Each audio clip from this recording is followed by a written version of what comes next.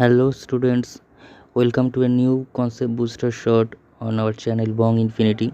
Class 11 semester 1 set theory chapter এর first concept booster. What is set? আমরা ভিডিওতে বুঝিয়েছি খুব ভালো করেছে. What is set?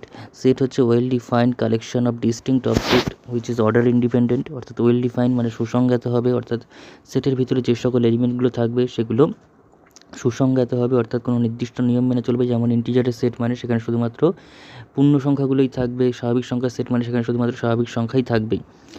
Order independent মানে হচ্ছে যদি 1 2 3 একটা সেট হয়ে থাকে তাহলে 3 2 1 করেও একই সেটকে রিপ্রেজেন্ট করবে, অর্থাৎ আমরা যদি এলিমেন্টগুলোর পজিশন ইন্টারচেঞ্জ করি তাহলে সেটটার কোনো চেঞ্জ হবে না, অর্থাৎ সেটটা ইন্ডিপেন্ডেন্ট অফ অর্ডার, অর্থাৎ ক্রম নিরপেক্ষ, এলিমেন্টগুলোর ক্রমের উপর ডিপেন্ড করে সেট চেঞ্জ হয়ে যাবে না।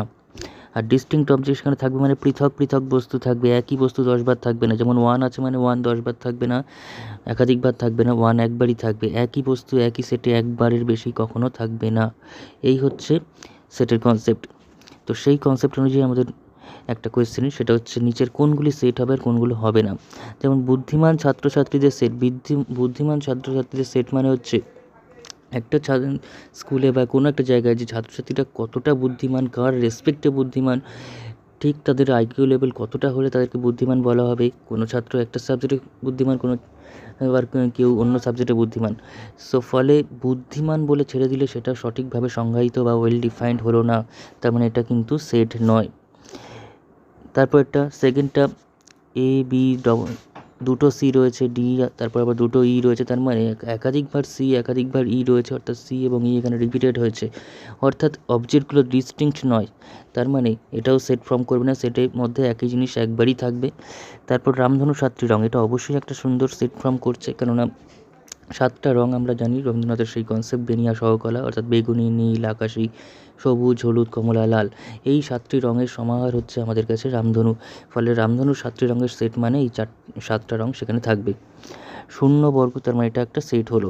শূন্য বর্গ বিশিষ্ট পূর্ণ সংখ্যার সেট, শূন্য বর্গ বিশিষ্ট পূর্ণ সংখ্যা অর্থাৎ এমন পূর্ণ সংখ্যা যার বর্গ করলে শূন্য হবে, সেটা হচ্ছে শূন্য কেবলমাত্র। শূন্যটাই হচ্ছে এমন একটা পূর্ণ সংখ্যা যাকে বর্গ করলে শূন্য হয়, আর কোনো সংখ্যাকে বর্গ করলে শূন্য হয় না। তার মানে এটা একটা অবশ্যই একটা সেট, কিন্তু তার মধ্যে নাম্বার অফ এলিমেন্ট অর্থাৎ উপাদান সংখ্যা একটা, তার একটাই পদ, সেটা হচ্ছে শূন্য। তাহলে এই কনসেপ্টের উপর ডিপেন্ড করে তোমাদের জন্য আজকের কোয়েশ্চেন, নিচের কোনটি সেট হবে। ম্যাথের অক্ষরগুলো রয়েছে, ম্যাথামেটিক্সের অক্ষরগুলো রয়েছে, কোনটি সেট ফর্ম করবে? যেটা সঠিক উত্তর আমাকে কমেন্ট করে জানাও। আর যারা এখনও পর্যন্ত ফার্স্ট লেকচার দেখোনি সেট থিওরির, তারা অবশ্যই ভিডিও সেকশনে গিয়ে আমাদের ভিডিওটি দেখে আসো, অবশ্যই ভালো লাগবে এবং বন্ধুদের সঙ্গে শেয়ার করো। ভিডিওর লিঙ্ক আমি কমেন্ট সেকশন